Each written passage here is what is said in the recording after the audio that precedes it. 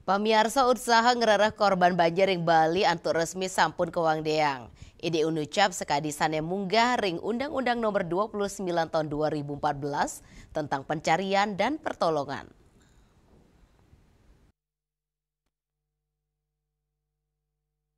Kepala Kantor Pencarian dan Pertolongan Kelas A Denpasar, Inyo Masida Karya SH Pinakesar Mission Koordinator Mausang, kerama sane sede sang kaning banjir sanini Benin Pulau Bali, kauningin pelekutus diri.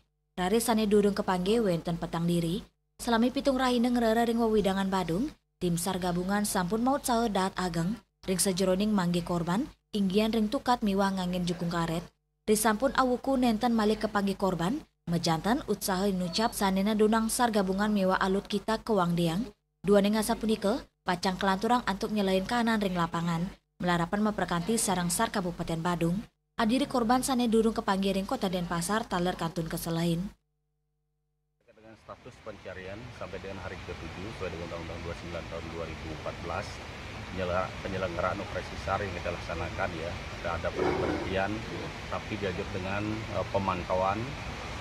Kami selalu berkoordinasi dengan masyarakat yang ada di sekeliling di wilayah Kabupaten Badung. 3 orang sampai dengan hari ini belum kita temukan. Jumlah keseluruhan dari korban tersebut yaitu yang meninggal 18, yang 4 orang belum kita temukan dalam dampak bencana banjir tanggal 10 September tersebut.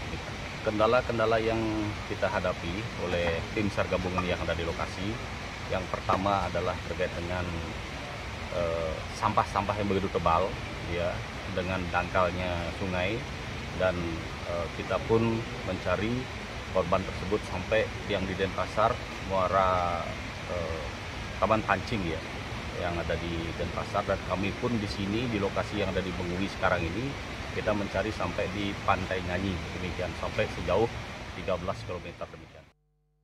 Lianan punike kerama Bali memojol sangkaning banjir sekadi materi, rusaknya nih infrastruktur, rusaknya nih pemain kerama sede, miwawasanan psikologis, Raiswantara Bali TV.